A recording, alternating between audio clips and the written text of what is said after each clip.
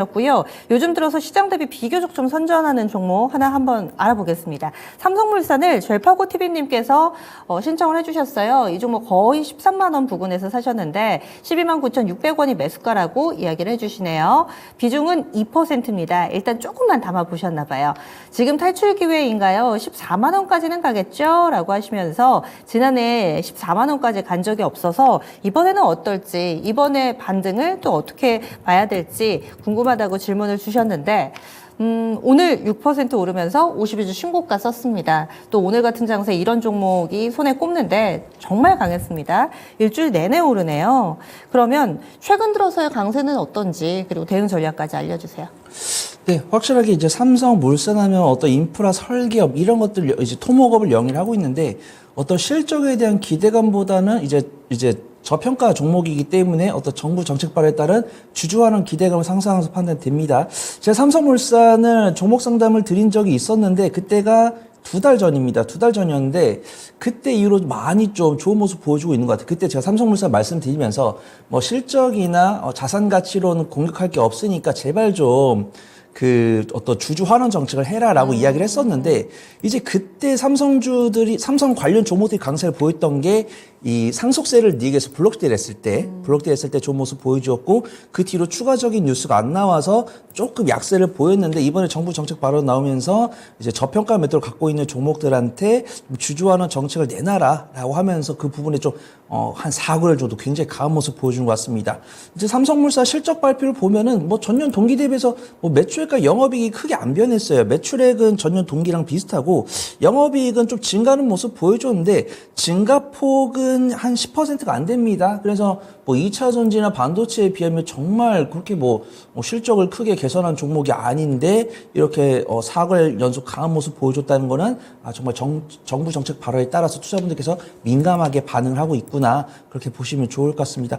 배당 수익률이 작년 기준 1.77%, 이때도 제가 그때 말씀드렸을 것 같아요. 아니 이렇게 유보율이 거의 1000%, 20000% 넘어가는데 배당 1.7%가 뭐냐, 배당을 좀 줘라라고 해가지고 과연 이 정부가 이 주주 환원 정책 할 수 있는 가이드라인을 만들려고 했지 무조건 이걸 지켜라라고 말을 안 했기 때문에 이제 상선물산도 눈치를 볼 겁니다.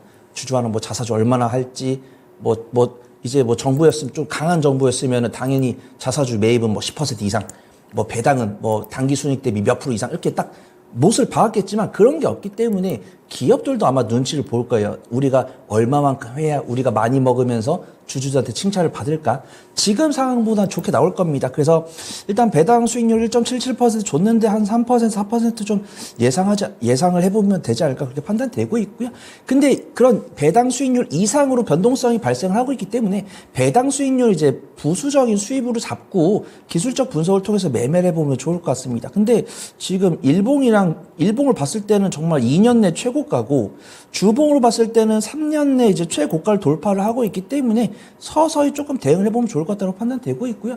시청자분께서 비중이 크지 않으시니까 너무 욕심부릴 필요는 없다고 판단됩니다. 그래서 지금 기관 4개월 연속 순매수 들어왔고 외국인 어제 순매수 들어온 다음에 오늘 외국인과 기관 순매수가 특히 강했죠.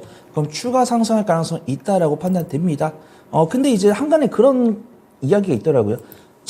저 PBR 관련 종목들이 실적 기준으로 했을 때 실적이 많이 커지지 않는데 변동성이 15% 이상 상승했으면 사실 밸류를 넘어선 거다. 그래서 언제 팔아도 이상할 게 없다라는 뷰가 나왔으니까 그 뷰만 인지해 두셨다가 정말 그 전문가분들 뷰대로 외국인과 기관의 매도가 나오네? 라고 하시면 그때 같이 바라보시면 좋을 것 같습니다. 1차 목표가는 제가 14만 4천 원 잡아드리고요. 2차 목표가는 15만 원, 트레이딩 스탑 구간은 제가 13만 4천 원 잡아드리도록 하겠습니다. 결론적으로 지금 이슈 나왔을 때 빠져나오는 게 옳다고 판단을 하시는 거죠? 그렇죠.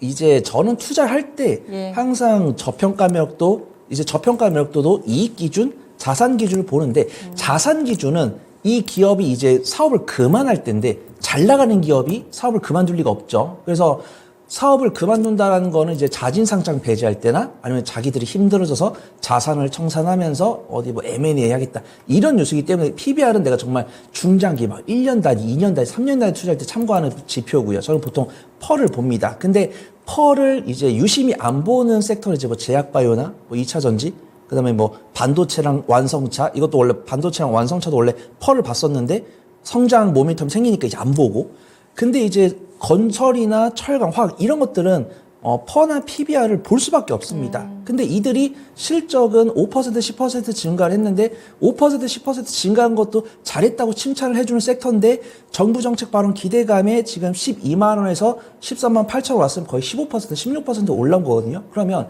이 기업이 보여줄 수 있는 실적 대비 오버슈팅이 나왔기 때문에 대응할 필요가 있다. 근데 대응을 지금 급하게 할 필요가 없는 거는 아직 재료 소멸 안 됐고 외국인과 기관의 수급이 좋으니까 움직임 그렇게 빠른 섹터 아니니까 보고 대응해도 늦지 않는다. 그 좀 말씀을 드려보도록 하겠습니다. 네, 절파고 TV님의 판단대로 하시면 되겠습니다. 이번 기회에 빠져나오시는 게 맞는데 대신에 너무 성급하게 빠져나오시는 것이 아니라 수급을 보시면서 외국인과 기관이 좀 돌아선다거나 뭐 새로운 뉴스가 나왔다거나 이때 정리를 하시는 게 어떨까 이렇게 해서 팁을 드렸습니다.